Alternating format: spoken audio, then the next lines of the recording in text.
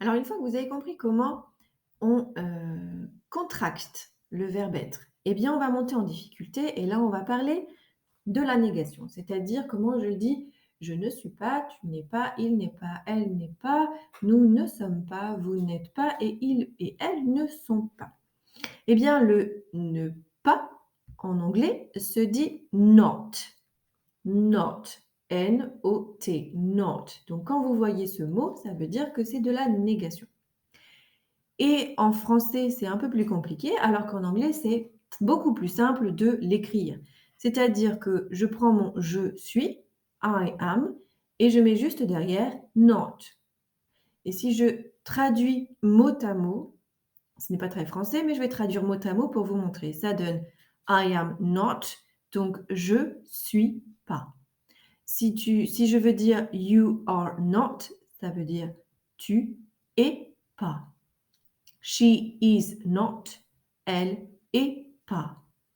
He is not, il est pas. We are not, nous sommes pas. You are not, vous êtes pas. They are not, ils sont pas. Donc c'est pas très français, mais c'est exactement ça. C'est-à-dire que vous n'avez que ça à faire pour faire de la négation. Maintenant, on va monter encore plus en difficulté. On a déjà vu les contractions pour fluidifier, pour aller plus vite quand on parle anglais. Eh bien, on va continuer ici. Donc la contraction, à l'exception du tout premier pronom personnel, c'est-à-dire je, pour les autres, il existe 2 contractions différentes. Donc, on va reprendre avec I am. I am not, je vais simplement contracter comme ce que j'ai déjà vu, c'est-à-dire am not.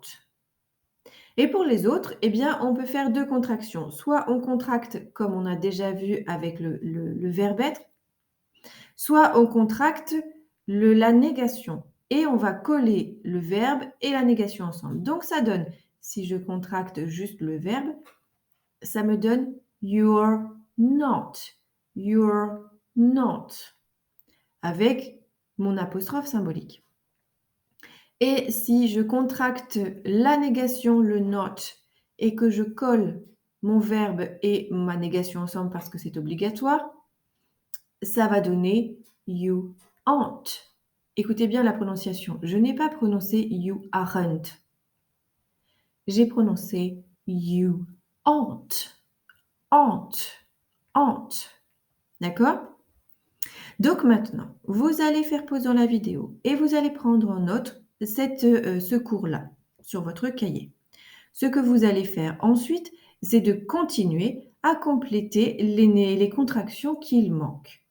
Et après, vous viendrez me voir pour que je puisse vous corriger, pour que vous puissiez passer à la vidéo suivante.